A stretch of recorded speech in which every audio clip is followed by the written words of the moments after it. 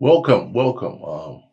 We're back again, both sides of the game podcast here in Charlotte, North Carolina. And like I said, I got a lot to talk about. Special guest tonight. Um, the beginning of the grassroots basketball here in Charlotte, North Carolina. Uh, I want to introduce him, Coach Kerry from the Charlotte Sonics/Nets. Good afternoon. Happy to be here. I don't know what lies I'm going to tell, but I'll make up some. And to be frank, I can't say I was there at the beginning, but pretty close to it. So, Well, that's a go. yeah. Coach, can I let me begin? Also, I can't leave him out. Another special guest here who Coach Kerry coached, uh, Anthony Morrow, uh, NBA legend, been around, uh, had an opportunity to watch him coming up and also recruited him for the five-star basketball camp. And he's alumni of the Charlotte Nets. Coach Kerry, let's start from the beginning. When did you start coaching here in Charlotte? And tell me a little bit about the Charlotte Sonics and the Nets. How did all of this come about in the town? Well, everybody starts at a lower level coaching. Actually, I started coaching basketball here in Charlotte at the Johnston Y. As a Y coach. I coached the Johnson Y 13 to 15 team. And it's a long story. I'm not going to tell it, but one of my frat brothers, Paul Stoney, turned me on to coaching there. And I met my other frat brother, my dog, Clarence C.J. Johnson. CJ. Shout out to CJ. He's next, by the way. CJ. Yeah. CJ will be the next guest. Sure. Through coaching at the Johnson Y. And even deeper than that, I worked for the city of Charlotte. I ran the summer youth program at the city of Charlotte. Mm-hmm. And CJ was working in a program to help young people get their GEDs and their graduate from high school completion program. Wow. Right. So I didn't even know that. Yeah. So but we had a relationship through that first. Mm-hmm. Then by accident, he came to watch the Y team play once and realized that I was into basketball. We had never talked about it. right. Sure. And then he was like, "Man, I coach this AAU team. I need some help. Would you be interested in coming to watch us practice?" And I was like, first I had to check my wife because I was already You know about the wife, you right. can't- I had to check in for her.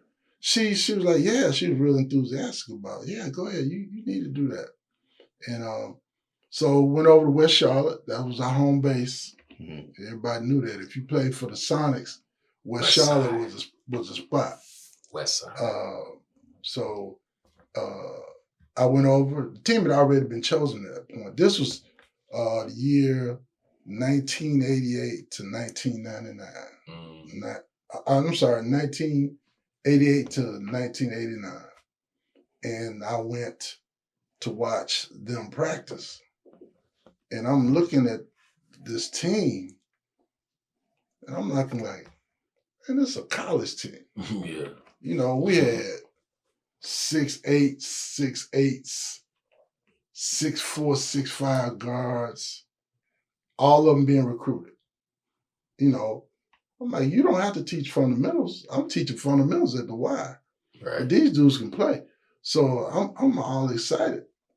Was this Touche time? No, This Touche. before Touche. Touche Before was Touche. at the year. Shout that out to Touche too, Jeff. Right. McGinnis, Jeff West Side McGinnis. legend. Also, Charlotte he's Sonics coming legend. aboard. Yes, Right. he Yeah. is. We getting Jeff on. The year that I started, Touche was, I think he played 13 under, 14 under. And Yeah, okay, yeah. Matt Doherty was his coach at the time. Wow. Back then? Yes. Damn, I ain't know that. That's crazy. We got Yes. some history. Yeah, Yo. Yes. yeah. Prepare That's yourself. what's up. Yeah. So That's what Shay was at West Charlotte Rec back then. right. This is for And they Matt. were- This boy Matt went into college coaching Yeah. because he left AAU. He left the Sonics to go coach at Davidson. I ain't know Matt Doherty coached for the Sonics. Yes, he did. He absolutely did. Shout out to Matt Doherty. Uh, Hey, I almost went to Carolina. They ended up letting him go. And we have a documentary out now, the history of the Sonics. Whenever that's released, you get a chance to see it. Matt talks about his time coaching with the Sonics. We need to put Oh, that we out. gotta see that. ASAP. Yeah, let's Who put got that it? out. Who got Where's the it book? at? Thad Bonaparte is Bonaparte Productions.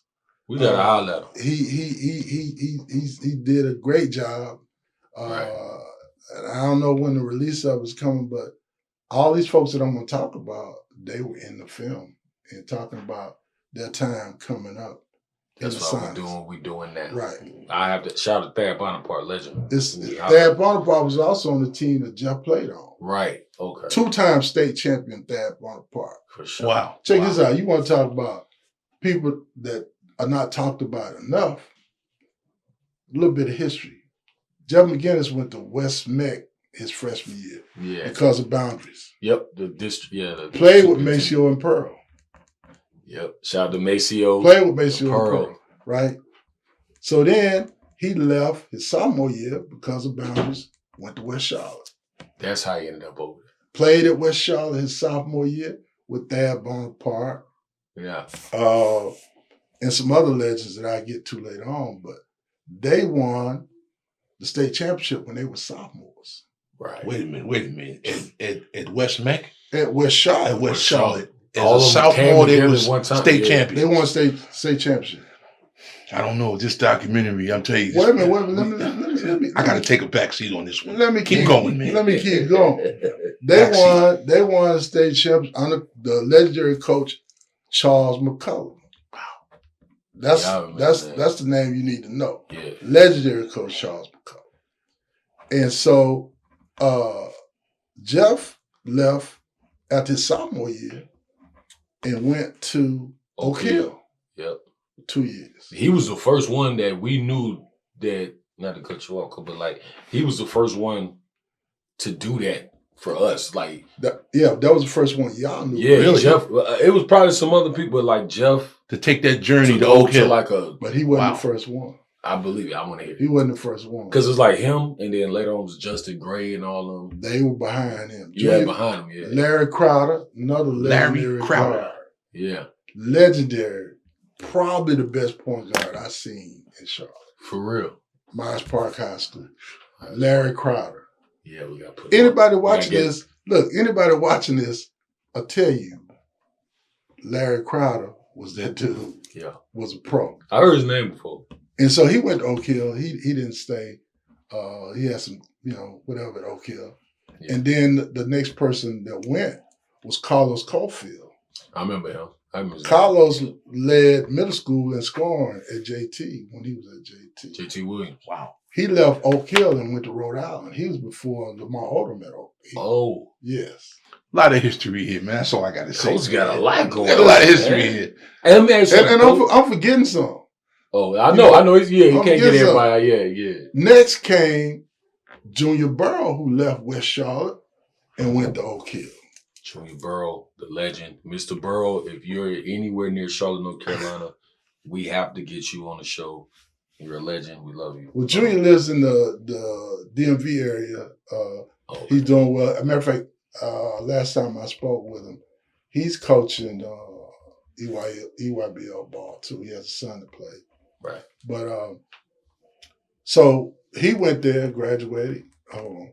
He graduated with Corey. What's Corey? He does basketball games now. Alexander. Not Yeah, Corey Corey Alexander. Alexander. Yeah, they were on the team Yeah, together. he went to VA. Yeah, Virginia. Yeah, They He was left. Nice. They left and went to Virginia together. They were Right. teammates. Then came Jeff at Oak Hill. See, You Jeff know. was our generation. That Right. was- Well, I can Stand- tell you an even deeper story about Jeff going to Oak Hill. True. A Wow. lot of people thought that when Jeff went to Oak Hill, and then Stackhouse came to Oak Hill after Jeff, Wow, Jerry, Stackhouse, shout out 5-star camp. right? Yeah.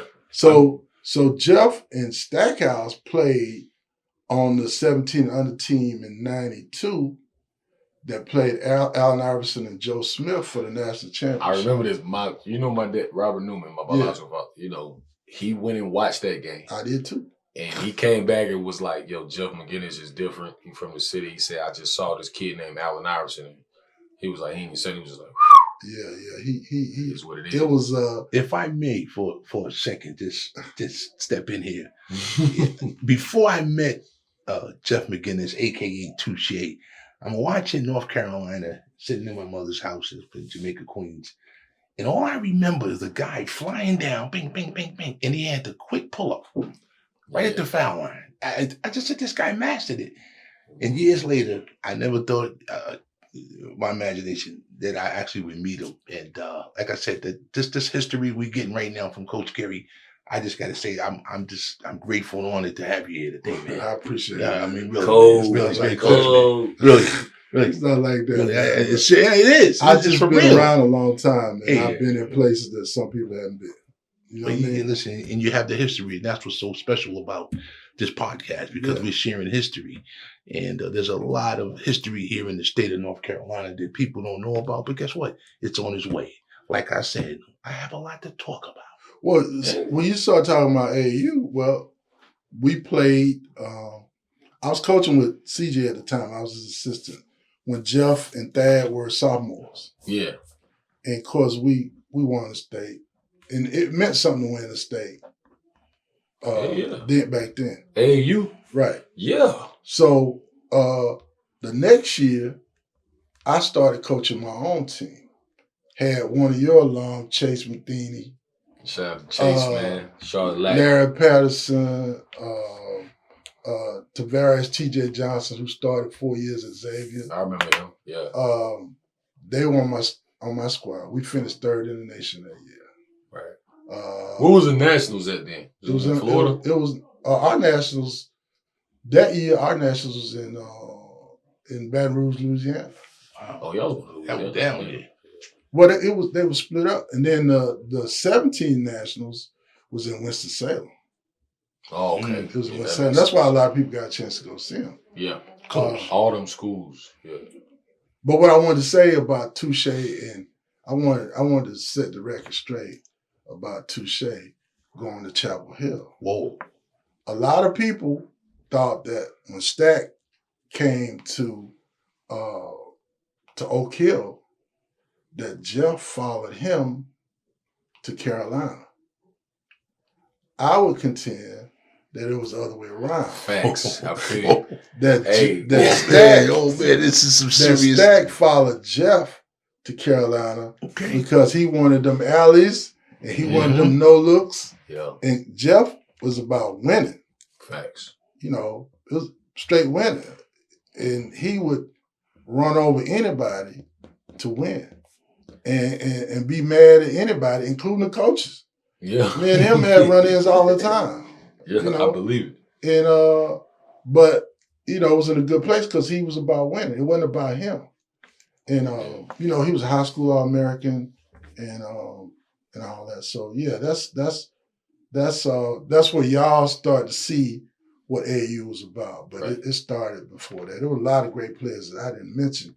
And CJ, when he comes, he'll get a chance to go even deeper than what I could go as it relates to you know, the teams and the programs, man. So And that's some real stuff. And it's other Cedric Max Cornbread. He from like Gastonia, right? Cornbread Maxwell went to UNC Charlotte. yeah, no, he's from Kinston.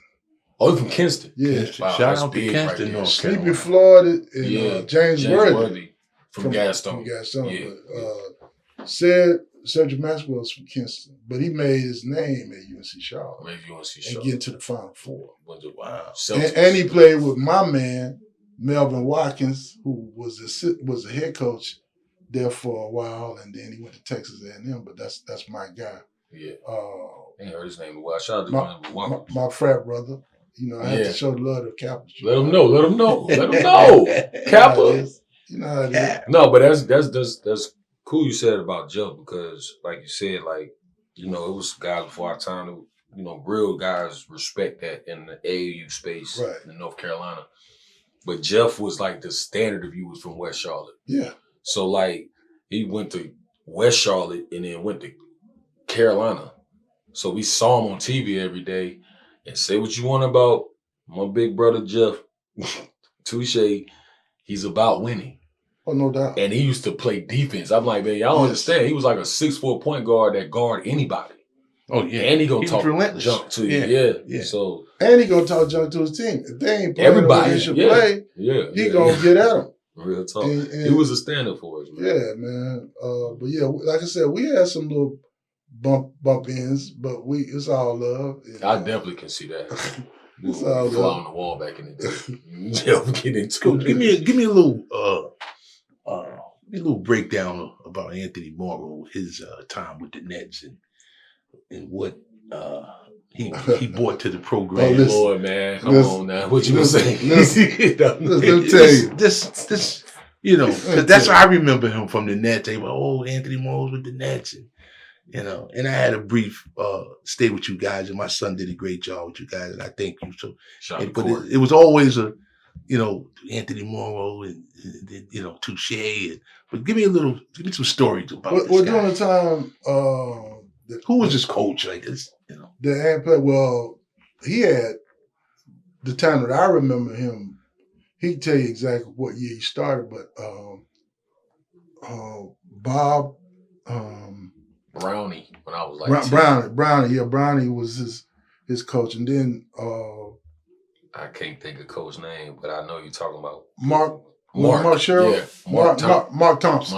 Mark Thompson was Coach Thompson. Yes. Yeah, he was his coach, and he loved Ant. And Ant was like, everybody knew he was the next guy in the program, even though we had other players that could really play, but he was the next guy in the program, and so. He played 14 and then 15, 16. He played with Maceo and Pearl. Maceo, Pearl, my gosh. Pearl, a legendary West Meck player, is in the West Meck Hall of Fame. Maceo, legendary player in the West Meck Hall of Fame. Maceo's also in the North Carolina A&T Hall of Fame. And Maceo was a star quarterback at A&T. Wow. And legend. And they coached him. And Pearl set CIAA records. He played for Big House Games, just to show you. Salem State. It was Salem State. I know Pearl with the Wins. I didn't know that. I know Pearl from Chicago. I saw Pearl in Chicago on some random stuff. He was there coaching. Yeah, okay. He was coaching the team there. Okay, yeah. Pearl set records for assists on the Big House Games. Yeah. Wow. He could pass. Let me say this again. Pearl played for Big House Games. Big House. Big House Games. If Pearl is 5'6", I'm 7'11". Right. You know what I'm saying? Pearl, man, he might be tall now. He ain't 5'6". He's about 5'8". He might be 5'8", 5'9". But Pearl was a leader on the team.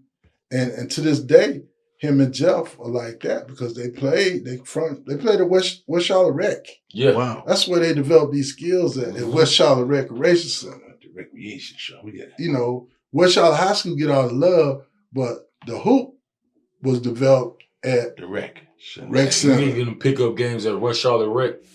It's right by West Charlotte High School. Right. That's where you get your real issue over there. See if you're nice for real. And if everybody used to be over there hooping. If you didn't win, you had to stay there all day to play. 5 or 6 games later. Right. Everybody waiting to play. So, you know, that's a part of our program. And I'll be honest with you, when it came to the Sonics, we were expected to get them kids from the West Side. You know what I mean? Thank you. Coach. They played for us. Yeah. Now some of the other kids, with few exceptions, didn't necessarily play with us. Yeah. But then you had a couple that would come and want that heat. Yeah. And and they would get it, and if they could handle it, they were good to go. I'll tell you, Coach. Like, see, I'm gonna break it down for real. Like, Coach kind of being humble a little bit, but he's one of my guys. Him. Shout out to Coach Maceo, Coach Pearl, Coach Brownie, Coach Mark Thompson. Everybody in the Charlotte Nets and the Charlotte Sonics program come pick you up from the hood, take you get something to eat. Mama got to work. We going to the tournaments. Bring you back home. Make sure you do your homework. Make sure you stay out of trouble. Mama needs you to. We'll be practice on Tuesday. We had a tournament from Friday to Sunday. Practice on Tuesday. They come pick you up and do that. Yeah. That's what the times we was in. Yeah. You see what I'm saying? And like, it's missed now because there's so much other stuff going on. It's watered down. Yeah. So, but like that was like community. That was family. Right. Right. You know what I'm saying? Like, right. I know Coach we got practice at 6 o'clock. Coach gonna be here like 5:45, 5:30. Or another parent. Yeah, or another parent might be. Wow. Shout them out. Yeah. You can spend the night with your teammates. Yeah. Be 3 or 4 of them spending the night with a teammate. We got pallets on the floor at the Right. crib. And they come pick us up. We all pile in the car. This is real. Go to McDonald's, get some sausage, egg, and cheese. I Go mean, to play. It was got different. 4 games. It's AAU. Got 16 games in 3 days. And let me say this, Look, but I want to tell a story about Ant. I ain't done with him yet. No, I'm just right down. But I want to tell you. I want to tell you who started that for us, where it came from. Ed Sockwell started the Sonics. It wasn't just him. Mr. Broadway, I forget Mr. Broadway's first name. It was Ed, Mr. Broadway, What? and Dwight Wessler, who is Kurt Wessler. His son plays at Virginia Tech now. The big boy. Yeah. Pat. Yeah. Pat's Played grandfather. for Combine and all of them. Pat's grandfather helped start the Sonics. What year was I this? didn't even know that. What year it was? I want to say 85, somewhere in there. It probably started before that, but it was, it probably started before that. But maybe, I don't know the exact date, but anyway, that's not the unique thing about Coach Sockwell. I mean, Coach Sockwell put a lot of money into the program. He brought in a lot of people with money in the program, and they supported for a long time. But the unique thing that the audience might want to know about Coach Sockwell, he had a daughter and a son. His son coached Jeff's team too. Shayna. Yeah, he coached him. Wow. Took him out to Tacoma, Seattle, Washington, where they came in 3rd in the nation or something like that. Right. But he also had a daughter whose name is Aimee Sockwell. Aimee Sockwell. Go look up, like, write that down. May. Aimee Sockwell May. The name May sounds familiar to you. It's Drake name. Mark May now. Mark May is the dad. He played quarterback at Carolina. Wow. Drake May is a quarterback at Carolina now. Be number 2, 3 pick. And Big Boy won a championship. Luke May. played there too. Luke May, I remember him. He played and won a championship. Yeah. These are Coach Sockwell's grandkids that he used to bring to my practice, other coach practice when they were little. It was little. I ain't know that. That's crazy. They were little. Yeah. That's the dope. That's the foundation. Word. That's where it came from. I didn't know Mark May was. I didn't know that. That's crazy. This is Yeah. Sockwell. Shout out to Ed Sockwell. That's crazy. Yeah. Just so everybody that's listening, that's going to watch this, I mean, you're getting a breakdown of how this whole AAU was developed here in the city of Charlotte. And I'm hearing some names. It's just a lot on me right now. I'm just trying to digest it all. It's a lot of history, That's right? a lot of history. And again, hopefully down the line, we can all put this, on TV for people to see, because I think that when you look at the state of North Carolina, you look at the players that come from here. Of course, you got Jordan, and you trickle all down the line, the Currys, you just keep going to Chris Paul's. James on Curry's, these guys. It's just so much. It's just so much information that's out there that you don't know the state, how the richness of AAU and coach. If you can, what did AAU do for the state of North Carolina? How was it? Did it? I mean, how can I put it? Uh,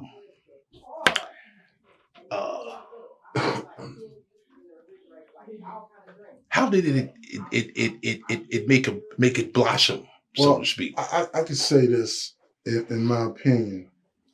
One of the things that Coach Sockwell contributed to was he lobbied the Charlotte Mecklenburg school system to make the 2.0 grade point average a minimum qualifications to play For the Nets. Well, we always had the 2.0. Right. Y'all had that with y'all. Yeah. But he did it for the school system. That was told to me too. When my son Yeah. played for your 11 in the Yeah. team, he had to keep up a grade average. Right. We always had a 2.0 grade point average. Then so like I said, he lobbied the school system and they finally decided that you had to have a 2.0 to play high school basketball in Charlotte Mecklenburg. So Ed Sotwell basically created that within the program and influenced. Well, he created it with the Charlotte program, Mecklenburg. but he influenced them to do it. Charlotte Meck. That's Yes. that's dope.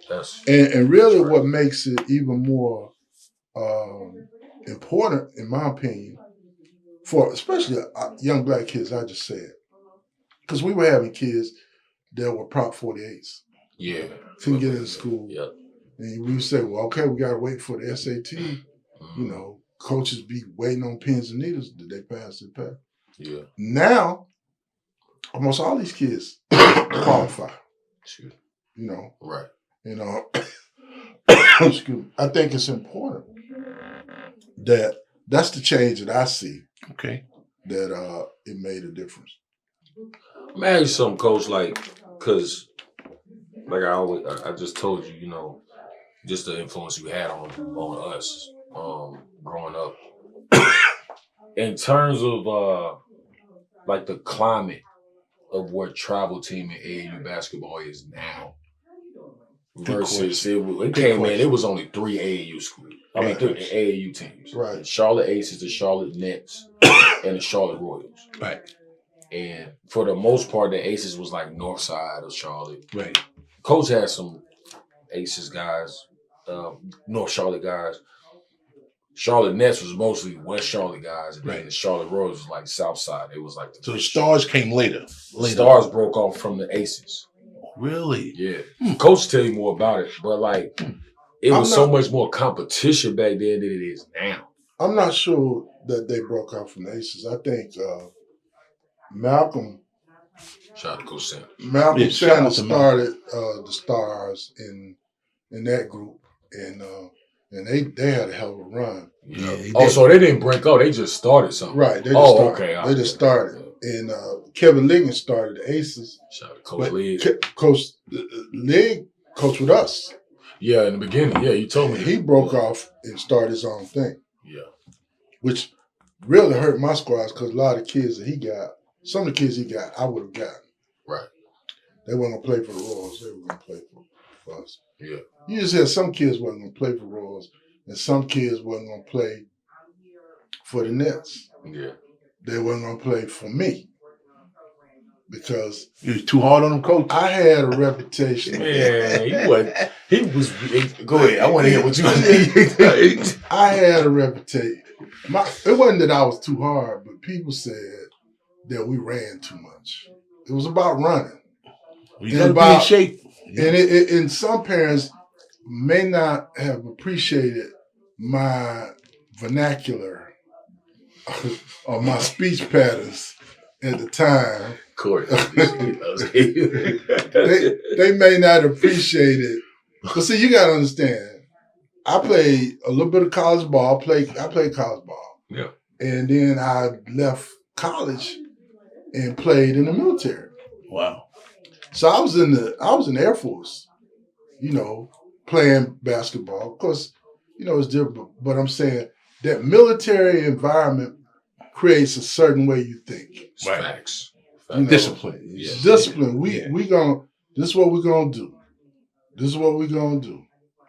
And what Coach Carter said, my man Gene Hackman says, no team will ever outrun my team. Right. I remember that. Right. Never. My team is. Was that Hoosiers? Yes. Yeah, I remember that. Yes. He said, he ran them. Real hoopers. Yes. Yeah. Will never outrun my team. Facts. And it's that way, in my opinion, at Mallard Creek, where I coach now. Right. You got to be in shape. Because the kids now like up-tempo basketball. They like pressure. They don't want to run offense. They just want to jack. Yeah. Yeah. So you got to create a controlled environment for them to do what they do and still win. Right. So we running. We running. By the way, Coach Carey team in Mallard Creek beat somebody by 60 yesterday. Just putting that I out. thought he said 16. I had to come said back and 60. 60? Yeah, it was 60. Coach still coaching. One Yeah, thing still about Coach, coaching. he go The girls. coach now. Well, I'm not the head coach, but I'm there. But you're you though. You know what I'm Right. saying? But it's all I'm there. good, man. But I don't know if I answered your question. Coach ain't said nothing about it. Look, he asked me questions. Trying to duck it. Give them stories about me back in the day. This story I want to tell you about Ant. Ant. This story I want to tell you about Ant. Ant, my dude, he know. Even when he was younger, we used to talk. Before he started playing on my team, because he was always more mature about basketball. Right. Some kids can be a certain age. They can be 20 and still dumb as hell about basketball. And you don't want to talk to them. Like, get the fuck out of my face with that. Yeah. Oh, yeah. Talking, coach. It's like, I don't want, and it frustrates me when I'm trying to talk about basketball and preparing and learning and how basketball helps you out in life. Right. You talking some dumb shit. You know what I mean? So me and Ant always had a good relationship. So when it was time for him to come play 17s with me, his coach, his high school coach, decided that he wanted Ant to play somewhere else and not play with me. Really? Well, wait. And I took it personally. I was like the mother. Hey, shout out to Coach Faulkner, Jerry Faulkner. I love Coach Faulkner. He's a good dude. I wanted to get at him. He love you. Everybody love you, Coach. I didn't want to get at him, but I was disappointed that Coach Faulkner would do me like that. Yeah. Because we had Ant, other players would come. Right. Yeah. And I get other players, we're going to dominate. We're going to run through some shit. Mm-hmm. So he didn't play. I was mad as hell. I didn't know, though. I didn't know this. I just know. No, wait. So, Coach, I'm going to let you finish. How did it happen? How did he come to you and say, listen, you're going over here? Coach was like, look, we got beach ball select over here. You going to Bob Gibbons. I'm like, dang, yeah, let me. Because I didn't play AAU the year before. They took me out of AAU. Right. But it helped me because I was just working my shout out to Coach Donnie Fool with it. Charlotte Latin, my big homie, worked me out all summer. Paul's like, and I worked on my game and ended up growing like 3 or 4 inches. So, like, Coach was like, you can play, but it's showcase. Right. So, I didn't know that. I ain't even talk to you. If you'd have called my mom, you didn't call my mama. I did call her. You called my mama? Yeah. She was already rocking with Coach. Now, Coach already had got to it. Right. So, Coach got to it and was like, all right, we're going to do beach ball select. It's like a showcase team. And we went down we was in Raleigh. It was NC State. The Bob Gibbons. It was Bob Gibbons. Yeah. Legendary. Coach was pissed. I didn't know Coach was mad about that. This is what I was mad about. I was mad about several things. But this is what I was really mad about. You're getting it live and direct. My team had y'all played. Was good, though. We were good. We had Larry Blair. Yeah, Larry JC. We had Vincent James, Sean Tucker. We had a squad. But we played our game and we won. And they rushing out of the gym. Say what you gonna say. They rushing out of the gym to go see Ant play. I'm already mad. Right. They run out the gym to see him play. I'm like, what the fuck y'all chasing him for? I'm like, man. He didn't want to play with y'all. And they still running. So And y'all had a game. We had a game after that. Yeah. And they were late. Oh, Bro, man. when you talk about cussing them out, Coach was good. They told me that Coach night. didn't like that at all. bro, We get back to the dorm or whatever. They like, hey, man. bro. I looked up. I seen all the homies. I was like, oh, man, what's up? But they knew. They was like, Coach Fulton and his mama. They know what time that was. But I was like, I ain't know you had talked to my mom. I talked to her briefly. She had made up her mind. Coach did say he was going to bring this up. Now, Mama Angie I'm hearing the whole story. This is look. Mama I ain't Angie gonna word tell law. you. I ain't gonna tell you everything I told them. I said, but why y'all sucking ants nuts? They told me everything. You was going crazy. Like, they was still talking about that. Y'all over there watching him. He ain't want y'all. He want to play with y'all. I'm like, I want to play with y'all. I love y'all. That's But he made up for it because later on he did play. I came back and played. She did let him play with us. Yeah. okay. And we destroyed everybody. What was we at? We was at like in Charlotte, that was North Carolina. No. Both sides of the game. Nah, we was in North Carolina. We Yeah. was, but it was like It was close the to- state games. I thought it was in Raleigh. No, maybe it wasn't. But I think it was closer to Charlotte. It It might might have been be. like 45, somewhere like Concord or Huntersville or something. yeah, but we beat the brakes off. Oh, we beat the shit out of everything. Coach, question. The Nationals, how close did you ever get to a championship game in the Nationals? We lost. We finished third. Okay. My first year as a head coach, we finished third. That was the year that Jeff and them lost. They finished second to Allen Iverson and them. We finished third. We lost to the team that eventually won it. That was Ron Mercer's Final Four. We thought it was going. That team beat Ron Mercer for the state for the national championship, and Ron Mercer was Killer. a monster, Ron Mercer. high flyer. Yeah. Kentucky. You know, League, yeah, he was tough, but yeah.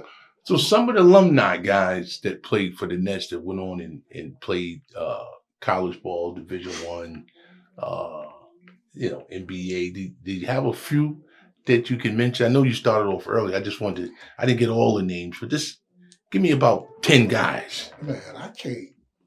Give me 5. Give me 5 that played college Division I you know ball. how many You kids? do 5. You got 5 on your head. Yeah, but you know how many kids that I coached. I coached 30 years. 30 years. You know what? Coach ain't trying to leave You know nobody what? out, man. He ain't trying to leave nobody They love out. you, man. We still love you. So I think that question should have just, But I can say guys who played overseas. You coach Meeks, Kennedy? No, well Kennedy played in our program. Yeah, he played for and then he left and went played Team United. But Larry Blair played overseas for 10 years. Shout out to LB. Joby Thomas, who Thomas, played at him. USC Charlotte, I think he still got a record for 3-pointers at USC Yes, Charlotte. Wow. He played He went to 11 or Independence. 12, yeah. Yeah. He played 11 to 12 years overseas. It was a bunch of Alonzo Coleman played for me. Heard of him Pro-Am. too. Charlotte Pro-Am, you run that. Coach Malcolm.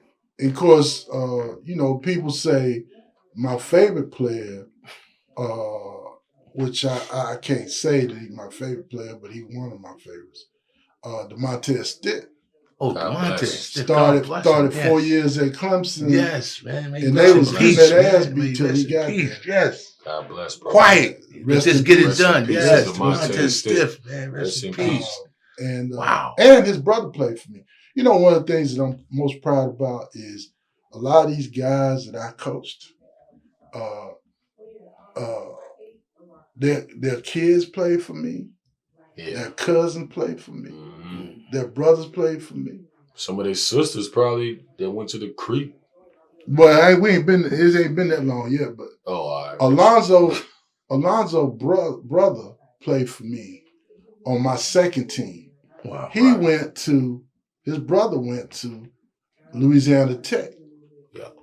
Went to Louisiana Tech. Played at Garrison, went to Louisiana Tech. When Alonzo tell you the story. So I'll tell you. When it was time for him to play 17, his brother came and got him and said, "You going to play for Coach Carey." Right. And I said, so why you? He said, I ain't want him to beat my ass. Right. So he came to play with me. He played on the team with DeMontez, Anthony Houston, who played overseas. Anthony Houston, Anthony Houston, shout out. Showtime. Showtime, yeah. Showtime. Dane, five-star camper, by the way. Sparrow. Yeah. That was one of our better teams too. We lost in the showcase we finished third in the showcase that year. But I had so many good teams, man. I haven't had 30 years, Coach. I haven't had but one team to not have a winning season in the AU. Just one. Yeah.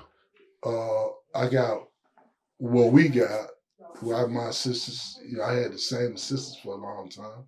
Mm-hmm. Big Chuck Riches. Shout out to Big Chuck. Jeff Ashford.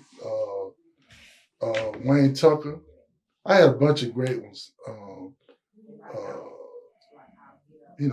Scott Liller was my assistant coach for a while. I ain't mentioned Scott. Scott played at Virginia point guard. Virginia Commonwealth. A quick story about Scott. Scott was gonna go to Xavier with my man that coached at Wake Forest, Coach Chris Paul, and then what's his name that died? Not Skip Prosser? Skip Prosser. Yeah. He was gonna play with Skip Prosser. God bless him. Skip came, and Scott was getting ready to get on a plane to go for his visit to Xavier, and Skip called and told him that this other dude they recruited, committed. Scott didn't go. He ended up at Wake. No, he went to Virginia Commonwealth. Oh, yeah, VCU. Yeah. What's Scott doing? We gotta get Scott on the show, too. Scott can tell you a whole bunch of stories. He's a legend. Because he's a Sonic Internet. He was there when the transition was made. Mm-hmm. But like I said, a lot of the kids, they were just playing. They didn't have perspective on the politics of what we were dealing with to make us have to change the name. We didn't know nothing. Politics is real, and it still exists today with the EYBL and all these things. The kids, it's just how can I put it? It's the right education and the information is not being passed on to the youth the way it should be. Yes. But just a quick story about Howie Garfinkel, may he rest in peace. When I first made my journey here to Charlotte, North Carolina, my wife her father had bought a house down here. He retired from the police department. And then she came down and I followed. And I went back to 5-star and I was talking to Mr. Garfinkel and he said, Harold, he said, there's a lot that's going on down there in the state of North Carolina now with the AAU, with those guys and coaches. And don't get me wrong, there's a lot of good coaches down there. But their thing is playing games and getting the kids in front of coaches, which is a great thing. Mm-hmm. You're not going to win the battle recruiting kids to come to camp. You're not going to get all of them. He said, I'm going to give you a task. I said, what is that, Mr. Garfinkel? He said, go get a group of them. Get a group of them. Go down there and do some scouting and get a group of them just to come to camp so we can work on the fundamentals. And now we're not saying that those guys, AAU coaches, don't teach fundamentals. They don't have the time because they're preparing for tournaments, pool play, states. So they don't have all that time to get in. When they're in the gym, Harold, they're working on winning the game. Right. So if you could get a few of those guys to come to camp, hopefully down the line, it will help them get to the next level. And that's what I did. So, just sitting here and thinking about what took place with the education being spoken to these kids with these handlers and this and that, and come play with this team. We're going to go here, and the sneaker companies and all this and all of that. At some point, they have to re-educate kids about the politics of basketball and where they should be playing, and so it's difficult with the money that's involved in it now because a lot of kids get caught up, and certainly the parents get caught up.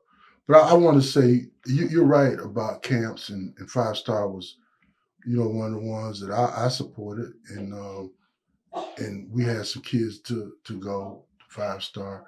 But, and they can probably attest to this, in our program, it wasn't just roll out the ball. You had to do some things. I know you ran the crap out of my son when he was with the Royals. I mean, the Nets. You had to do some things, and we were about teaching basketball. My philosophy was like, if you teach basketball, the results will speak for itself. Yes. Right. You don't have to teach winning. Winning is a part of the work that you do to get to where you need to get.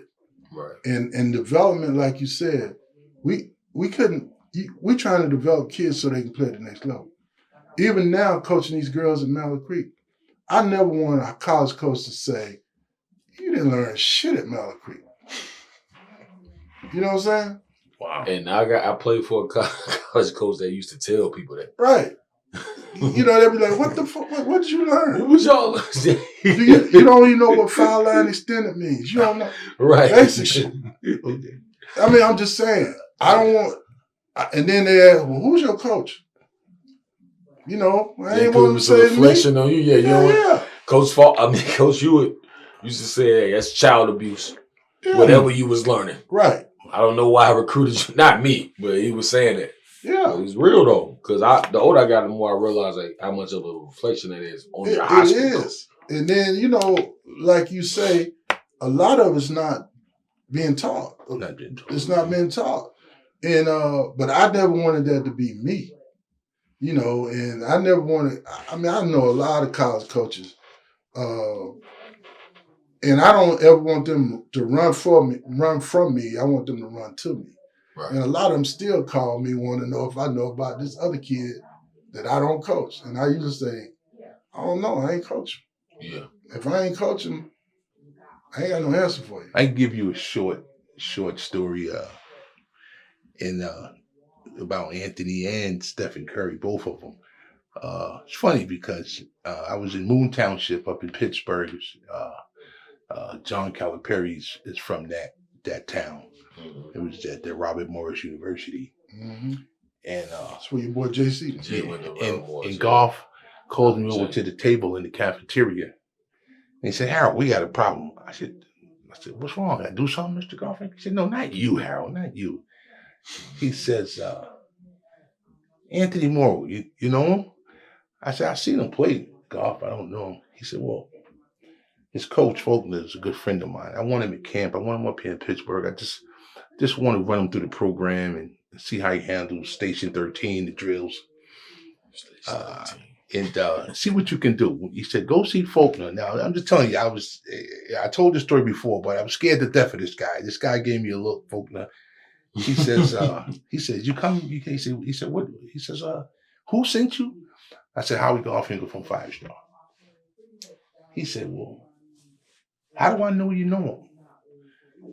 I said, I do know him. I said, you want me to call him? He said, yeah. Sound like Coach Faulkner. So he had a window with a shade, and he pulled the shade up, and I looked down. He said, look, and Morrow was on the gun. So he had made about 20 in a row threes. And then he pulled the shade back down. Now, mind you, this was 9/11 at the time. Yeah. The towers was hit and all of this. I said, I got to go, man. I got family in New York. So he said, well, you just tell Golf he'll be there. And that's that story. Yeah, because I never had a conversation. We never met, right? Yeah, he never knew how he got to camp, by the way. So the second, go ahead, Coach. Well, I was just going to say, Coach Faulkner was about that business. For sure. It wasn't no nonsense or wasting his time, but he was about that business. He gave that eye that went out. He said, who are you? He said, who are you? What are you talking about? Yeah. You from 5-Star. Yeah. He said, I know Mr. Garfinkel. I said, well, he sent me here to talk to you about Anthony Morrow. He said, okay, so what can I do for you? And that time he coached in the McDonald game. Yeah, that was like my going to my sophomore year. Yeah. So the second story was we was up in Holmesdale. Anybody know about 5-Star? At the end of the summer in August, we have a camp up in Holmesdale. In the middle of nowhere, raccoons, bears, you name it, coyotes, they just roaming around. You're like, you're part of them, part of the family. And it's you wake up to Frank Sinatra in the morning, the kids are like, what's going on here? So Golf is he comes out of nowhere with these things. May he rest in peace. And actually, that's who mentored me, and that's who I patent my scouting from him. Him and Tom Kachowski, rest in peace. Rest in peace, Tom. So he goes, Harold, I'm getting sick of this with Stephen Curry. These guys saying he's not that good. He said, I want you to go back to Charlotte. And when you get with his father, you call me. You hear me? I said, yeah, Golf. He said, leave camp now. Here's an envelope. Right. An envelope, there's cash in it. Here's an envelope. Get down there. So at that time, they were just finishing the Bobcat Arena downtown. Dell was sitting there. I come down. I said, Dell, what's going on? He said, hey, how you doing, man? How's your son doing? I said, everybody's all right. I said, Golf want me to call him when I get with you about stuff. He said, yeah, man, I want him to go to the camp, the last one.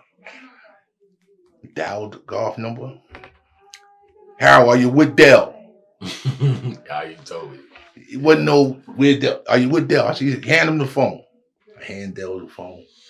Dell, yes, Mr. Garfinkel, he'll be there. You just have Harold or somebody pick him up from the airport. Next thing I know, Steph come to camp. It's raining, and he was with another kid, by the way, named Charles Dewhurst. His father, Charles. His father, Latin. Latin. Yeah, him and Charles came together. So his dad is the one that got me into film. May he rest in peace. Richard Dewhurst. He did Dear America, Letter Home from Vietnam. Right. So Steph gets to the camp. Right, it's raining, and I mean, when I tell you this place is in the middle of nowhere, you got to understand they were living in shacks. Food was horrible. So Golf says, Pittsburgh too. Food is. I lived off peanut butter and jelly there, by the way. Yeah. So Golf said, Greenberg, he's going to get fired. How do you tell Del Curry that you give him a tryout? He's going to get fired. And he did. Damn yes, sure he right. did. Yes, And he was in interviews going off and snapping on people because they was like, why he ain't bring him? He wanted to go there. And this is the funny thing about Golf. I don't know his insight on players, but he said, Harold, he could shoot. He's not finished growing yet. He's still got time. Yeah. He said, but don't disrespect his father and his mother by saying you'll give him a tryout. Yeah. Is he out of his mind? He's going to lose his job. Seth takes his team to the Sweet 16, if I'm not mistaken. Eight. Yes. Elite Eight. Yeah. Elite Eight. And I interviewed him in Charlotte Latin at the tournament. Mm-hmm. And I said, and you'll see that in the documentary. And I asked him, tell me a little something about 5-star. He said, man, it made me tougher. Yeah. Playing with the players up there in the drills. The drills. Station 13. Shout out to Station 13. Yeah, Station 13. You had to be a real man to go there. What? I remember guys used to hide. It's no, Golf coming to get it. Hey, it was funny. Yeah, you remember with the homies, I'm like, hey, come on, let's go. Kerry, I this want is funny. something to eat. You'll like this. Nah, we got to go work, bro. It's hot as fish grease. Say it again. This is like 100 degrees outside. Golf used to say, you seniors that's here. Yeah. If I don't see you at Station 13, you're all cowards. That's what you are. You don't want to work. Yeah, Golf will make you feel bad. And Rick Pitino created Station 13. Oh, yeah, I did. Yeah. Golf came to dinner.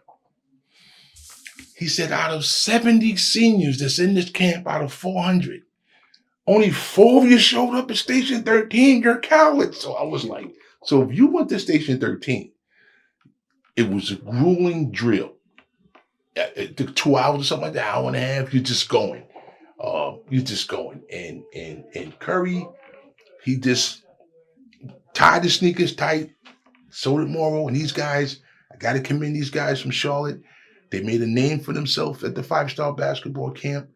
And it's just a great challenge that you take on when you got to get up 7 a.m. The food is horrible. It's just, you got to do drills and games and then lectures. So the mental part, when you look at the NBA, and I'll end with this. LeBron James, Stephen Curry, 5-star campus. Chris Paul, Kobe go. Michael Jordan's the one. That's how we knew Michael about Jordan five-star. he holds it. He the GOAT.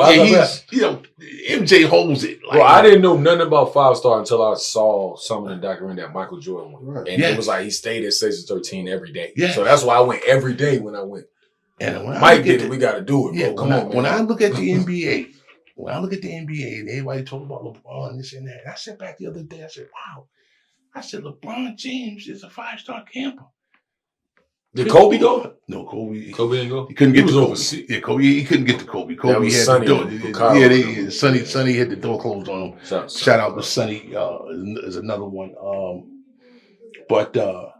And I'm not saying 5-star, is the only camp, but it's one of the best teaching camps in the world. 100%.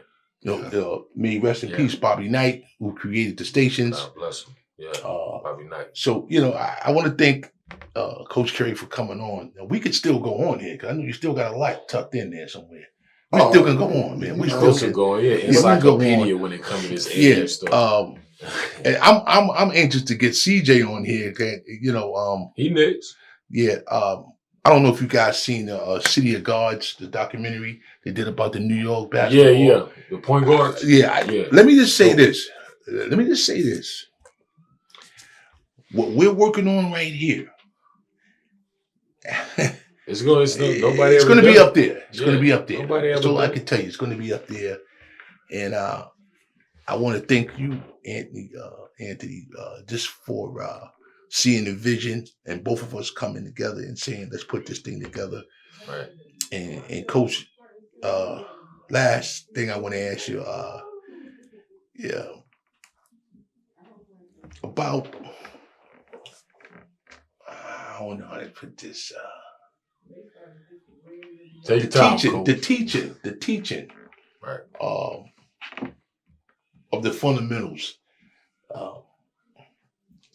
Is it missing, or it's kind of is it? It needs to be taught more. Would you agree?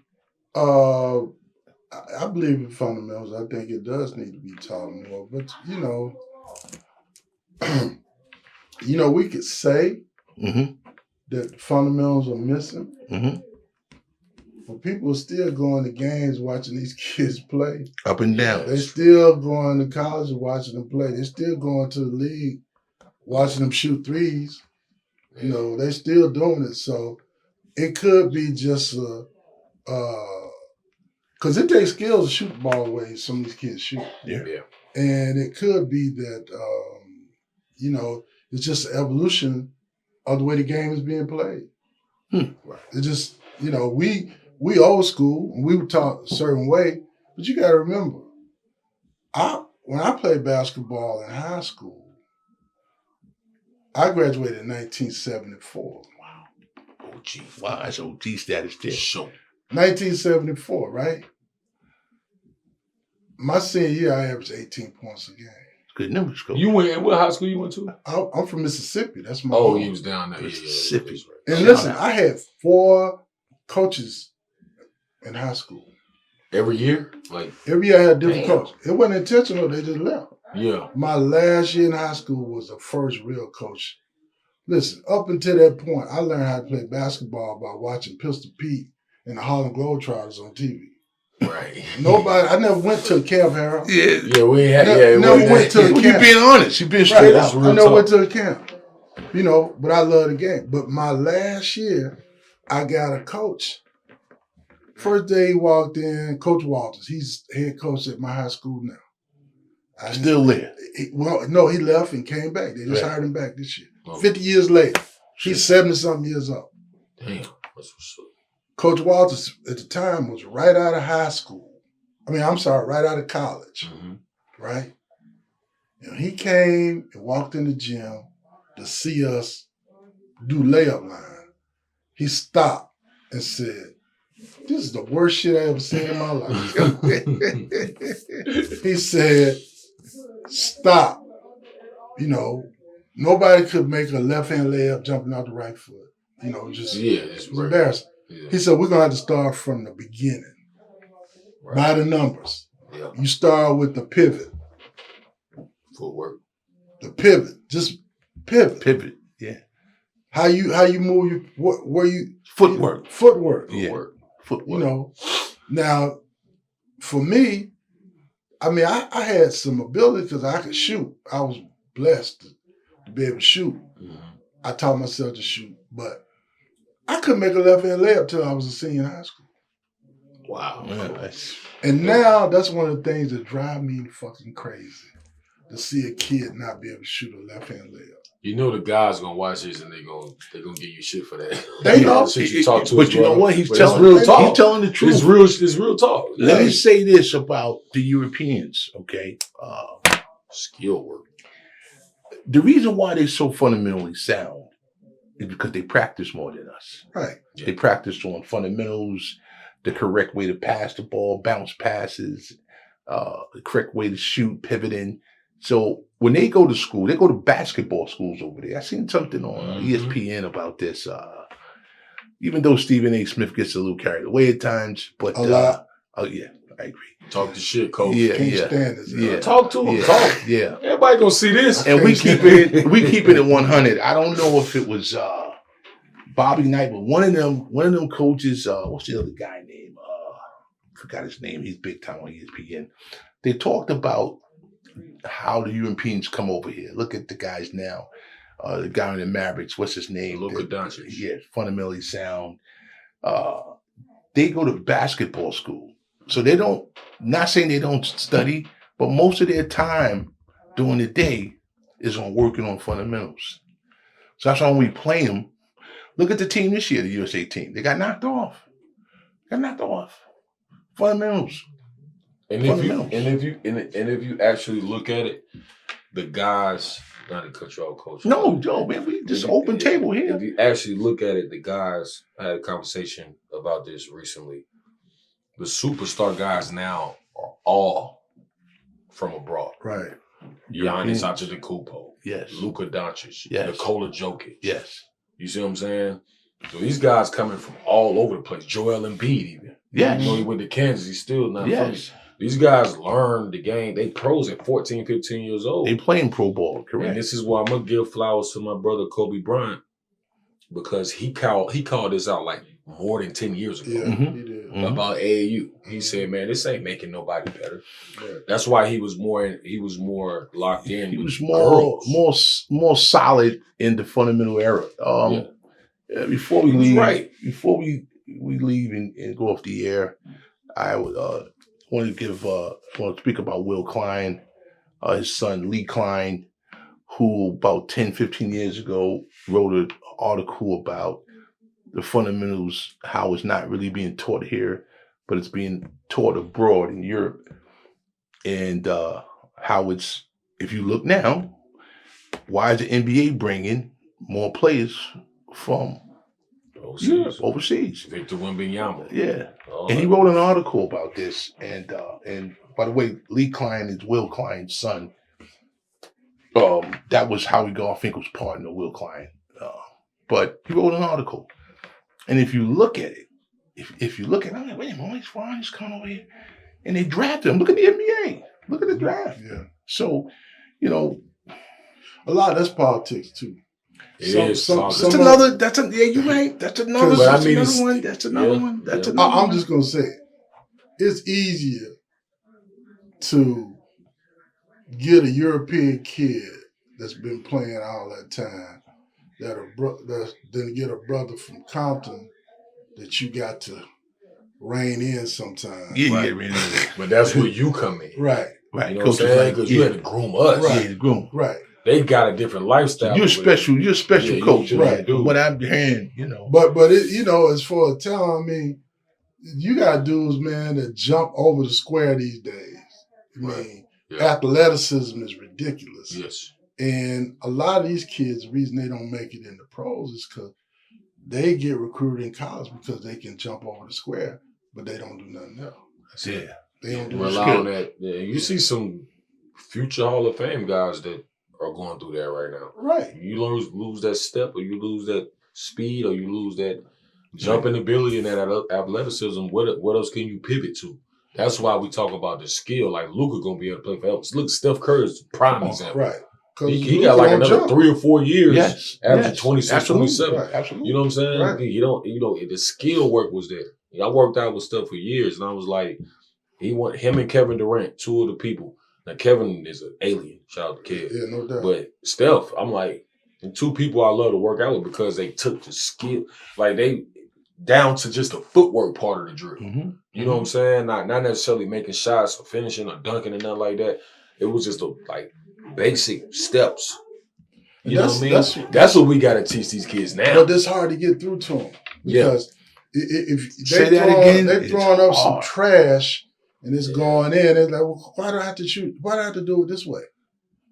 Because that's the fundamental way to do it. You're gonna be more consistent if you shoot it a certain way, not because you know that's how you're gonna get good. Efficiency. But Harold, I want to say something before we leave. I want to say something. Got about 5 minutes. I want to say something about you. I know Harold for a long time. I know. Don't do it, man. The OGs. Longer than I thought. Now I'm tell you, when I first met Harold, I was a little bit skeptical because you know them New York streets. Yeah, we from I'm from Mississippi. We from the South. You know, I know how They don't do it, man. Don't put me on blast, man. So you gotta watch them slicks. You say Yeah. New York now. You gotta what do you got? What do you got going up? Right. You know.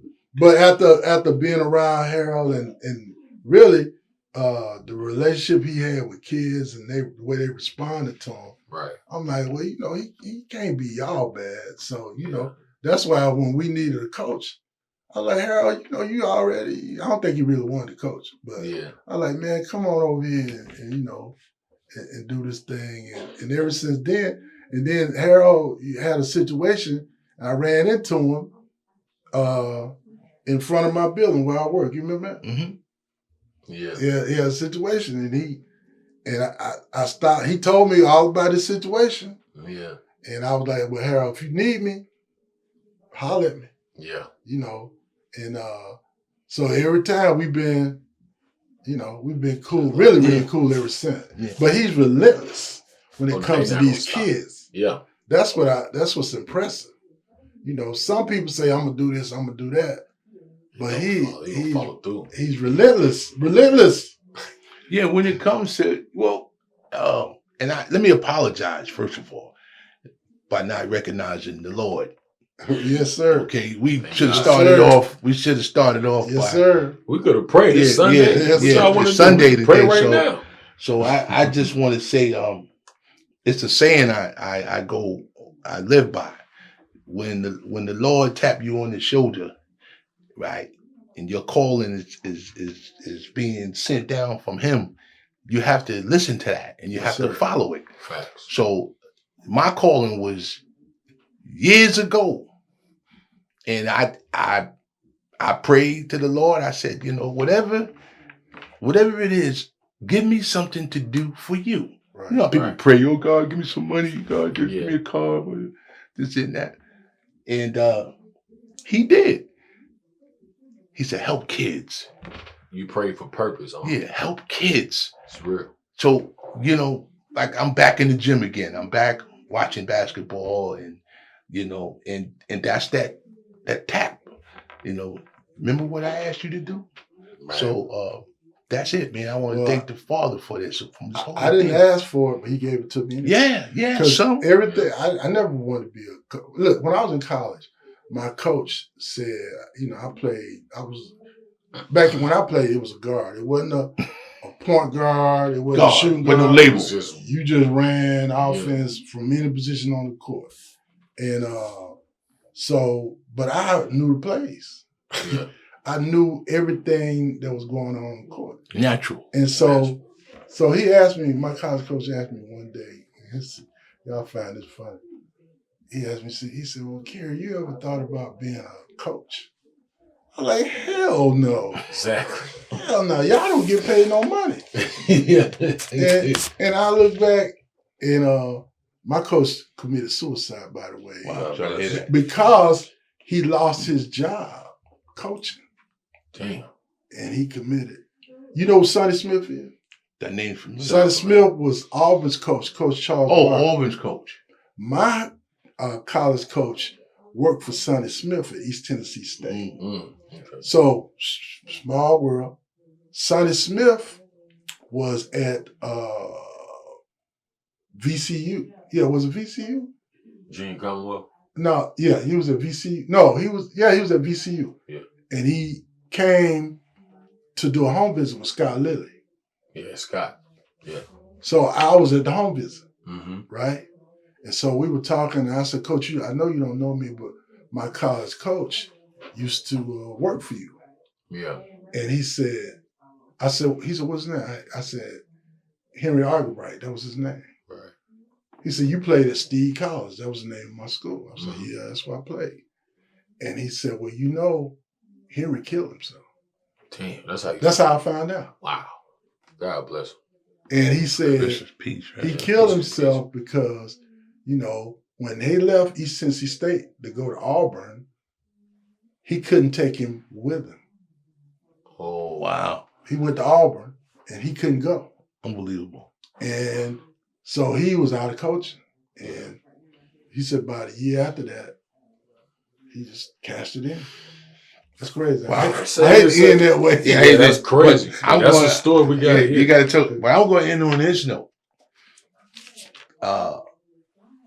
Yesterday, I'm sitting at Providence Day watching Victory Christian play, and the head coach said to me, out of nowhere, he said, "Coach, why did you walk away from the game?" So I had to pause for a minute, and I said, "When Howie Garfinkel died, Take your time, Coach. it Rest did in something peace. to me." Yeah. Yeah. And I used to do a tournament of peace to fight gun violence in New York City and Jamaica, Queens. Right. And a kid I used to coach named Amir Griffin, 14 years old, was working on his game and he got hit with a stray bullet in his neck. And he died. It's crazy. And I just walked away from the game. But I just want to say, man, we got to put our arms around these kids and we got to put the guns down. We got to, it's just too much of it, man. But I found myself back in the gym yesterday, Myers Park, and I said, you know, this is what Garfinkel would want me to do, and this is what Amir would want me to do, is get back in the gym and help kids. And don't give up. So I'm back. Rest in peace. Rest in peace to Amir. I want to leave y'all with this before we close out, man. I want to really lock in with y'all, like, individually. Coach Carey, you know what time it is. You was part of saving a lot of lives. You know what I'm saying? Appreciate you. Like, not like dead or like anything, street. Like, everything you saved, you was imperative, is outside of basketball. Coach Johnson, the same thing. You know what I'm saying? Y'all committed to the work. I love these kind of conversations. I love what we're working on right now. And y'all are needed. I still need y'all. Y'all my big homies. I can't teach the youth if I don't have y'all to lean But on. they need you too. Yeah, that's but right. I need y'all so I can Right. do So the you can reach them. That's right. That's right. So it's, That's right. it's peace and blessings, and I love you guys. And I learned so much over the years, and a lot of what I learned from y'all I pass on with my AAU team, Yeah. Anthony Moore Elite, with my kids, with my community, West Boulevard, everybody, everywhere. Pass it on. We need that. You know what I'm saying? Yeah. And you know, We gotta stay locked in. and you know, another thing too, I'm a grandfather. I got a beautiful granddaughter named Natalia, and I gotta be here for her. Right. You know, So you And I gotta stay be active. here, man. I gotta stay active, man. She's just all over the place. Shout out to Natalia and my daughter Regina, my wife Carol, and my son Corey. But Natalia, Papa, see you in a little while. That's facts. Oh. We're gonna get them home. We gonna close out to next time. Both sides of the game. I got a lot to talk about. CJ is next, and Yes, this, sir. and we're gonna keep this rolling with this North Carolina grassroots basketball. Appreciate it. Both Signing sides off of the the game, game. baby. Yeah.